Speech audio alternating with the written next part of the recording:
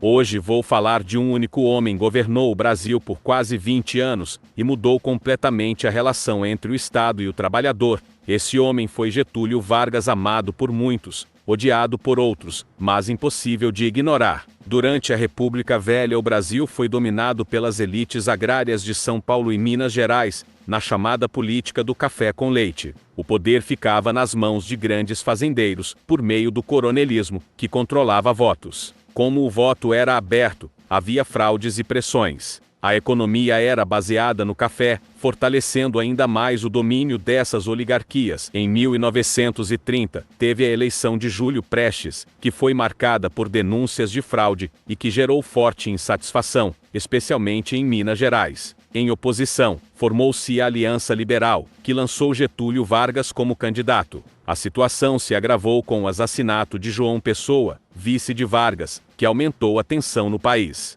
Diante desse cenário, setores militares e políticos organizaram um movimento armado que derrubou o presidente Washington Luiz, levando à Revolução de 30. Vargas inicia o chamado governo provisório com a promessa de reorganizar o país, mas adota medidas que centralizam fortemente o poder em suas mãos. Ele destitui as antigas oligarquias estaduais e nomeia interventores para governar os estados, retirando a autonomia que existia na República Velha. Além disso, promove uma reorganização administrativa, criando novos ministérios. Um deles foi o Ministério do Trabalho, Indústria e Comércio, voltado para regular as relações entre patrões e trabalhadores, sendo fundamental para a futura legislação trabalhista. Porém, Vargas começou a irritar alguns estados insatisfeitas com a perda de autonomia. As elites paulistas exigiam uma nova Constituição. O estopim do conflito foi a morte de 4 estudantes Martins, Miragaia, Drauzio e Camargo, durante um protesto, símbolo da resistência paulista. A revolta começou em julho de 1932 e mobilizou grande parte da população, mas foi derrotada militarmente. Ainda assim, pressionou Vargas a convocar a Constituição de 1934. Em 1934, o Brasil passou a ter uma nova Constituição. A nova Carta deu avanços importantes, como a implantação do voto secreto, que reduzia fraudes eleitorais, o surgimento do voto feminino e os primeiros direitos trabalhistas, voltados à proteção do trabalhador. Vale lembrar que a carteira de trabalho foi criada em 32 e foi instrumento fundamental para registrar a vida profissional do trabalhador. No mundo, o nazismo e o fascismo ganhavam força no Brasil, surgiu a Ação Integralista Brasileira, liderada por Plínio Salgado. Os integralistas defendiam um governo forte, nacionalista e autoritário, além de serem fortemente anticomunistas. Seus membros usavam uniformes, realizavam desfiles e adotavam a saudação Anauê. Inicialmente, apoiaram Getúlio Vargas, mas romperam após o golpe de 1937. Em 1938, tentaram derrubá-lo, porém o movimento foi rapidamente reprimido, marcando seu fim. Em 1935, ocorreu a Intentona Comunista, uma tentativa de revolta contra o governo de Vargas, organizada por setores ligados à Aliança Nacional Libertadora e influenciada por Prestes. Houve levantes em Natal, Recife e Rio de Janeiro, mas o movimento foi rapidamente reprimido. Vargas usou o episódio para justificar o aumento da repressão e fortalecer seu poder. Em 1937, o governo divulgou o chamado Plano Cohen, um suposto plano comunista que revelaria uma iminente tomada de poder no Brasil. O documento, porém, era falso e foi usado como instrumento de medo para justificar medidas autoritárias. Aproveitando o clima de ameaça, Getúlio Vargas deu um golpe de Estado, cancelou as eleições e fechou o Congresso Nacional, dando início ao Estado Novo. A partir daí, instaurou-se uma ditadura marcada pela centralização do poder, censura e repressão política. Para controlar as massas, Vargas criou o Departamento de Imprensa e Propaganda, que foi responsável por controlar a informação e a imagem do regime. Atuava censurando jornais, rádios e produções culturais, além de divulgar propagandas oficiais que exaltavam o governo e reforçavam a figura de Vargas como líder nacional, fortalecendo o controle ideológico do Estado Novo.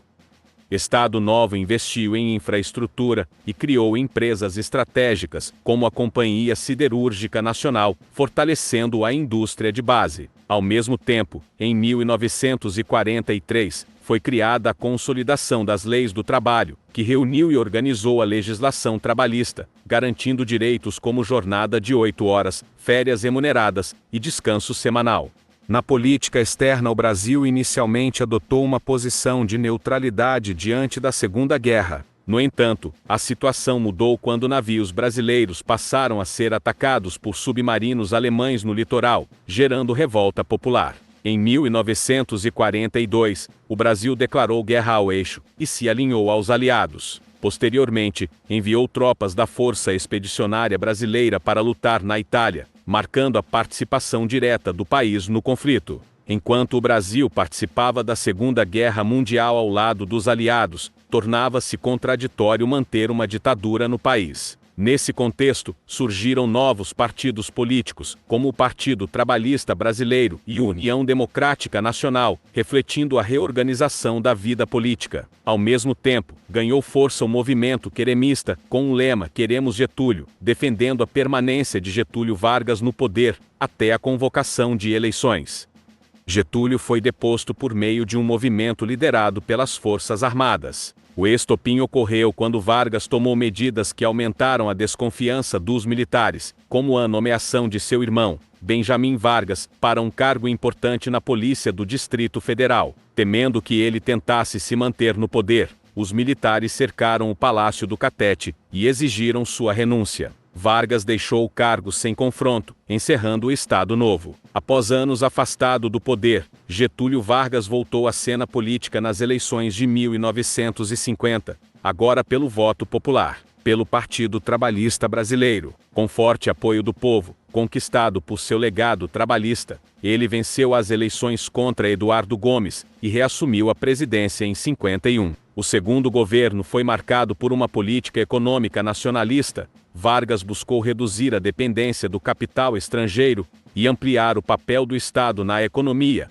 incentivando o desenvolvimento de setores estratégicos. O maior símbolo desse projeto foi a criação da Petrobras, em 1953, consolidando o monopólio estatal do petróleo, sob o lema "O petróleo é nosso". Outra decisão foi o aumento de 100% do salário mínimo, foi proposto pelo então ministro do Trabalho João Goulart. A medida praticamente dobrou o valor do salário mínimo, mas desagradou completamente a elite do país.